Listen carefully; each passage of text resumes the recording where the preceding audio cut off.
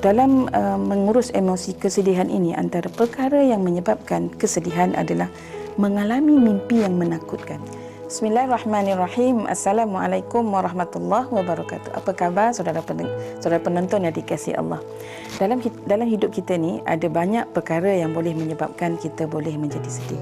Bagaimanakah sikap kita sepatutnya dalam menghadapi perkara tersebut? Manhaj Rasulullah dalam merawat emosi kesedihan ialah dengan melihat kepada perkara-perkara ataupun faktor yang menyebabkan perasaan sedih itu timbul. Rasulullah menggunakan pendekatan melarang manusia umat Nabi Muhammad SAW melakukan perkara-perkara yang boleh menimbulkan kesedihan. Ada 3 perkara yang saya akan sebut pada kali ini. Pertama adalah perbuatan berbisik-bisik serta menyebarkan tohmah dan fitnah antara satu sama lain.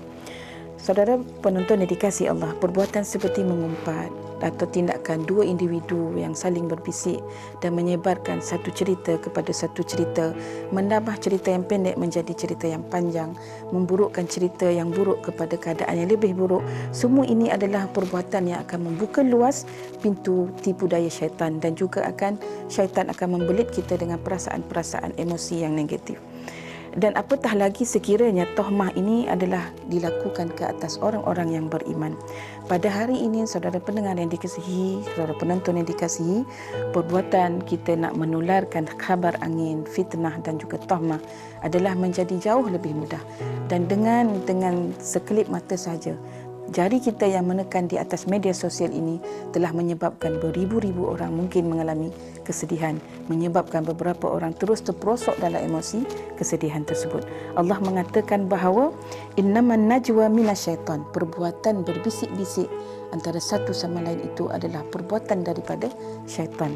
Yang keduanya, tuan-tuan saudara pendengar yang dikasihi, dalam mengurus emosi kesedihan ini, antara perkara yang menyebabkan kesedihan adalah mengalami mimpi yang menakutkan. Seorang sahabat Nabi bernama Abi Salamah bin Abdul Rahman menyatakan kisah di mana dia mengalami emosi sedih tidak sihat dari sudut kejiwaannya apabila dia mendapat mimpi yang menakutkan, sehingga dia mengalami kesedihan dan dia menyangka mimpi itu adalah mimpi yang benar, sehinggalah ketakutan, kesedihan dan kebimbangannya itu hilang apabila dia bertemu Rasulullah, dan Rasulullah menjelaskan peranan mimpi dan bagaimana mengatasi ketakutan pada isyarat mimpi. Sebab itu dalam sunnah Rasulullah, apabila kita tidur malam, kita bermimpi benda-benda yang buruk, maka sunnah untuk kita memberi isyarat meludah ke sebelah kiri. Dia akan mewujudkan satu muscle memory untuk kita menghilangkan mimpi buruk itu daripada kesan emosi kesedihan kita. Yang ketiganya, saudara penonton yang dikasihi Allah, antara perkara yang menyebabkan kita sedih adalah kehilangan dan kerugian nikmat duniawi.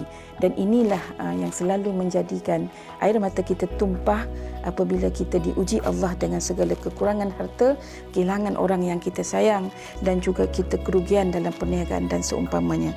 Allah menyatakan dalam surah Al-Baqarah, وَلَنَبْلُوَنَّكُمْ بِشَيْءٍ مِنَ الْخَوْفِ وَالْجُوعِ وَنَقْصٍ مِنَ الْأَمْوَالِ وَالْأَنْفُسِ وَالثَّمَرَاتِ وَبَشِّرِ الصَّابِرِينَ. Allah mengatakan sudah pasti Allah akan uji kita dengan sedikit ketakutan.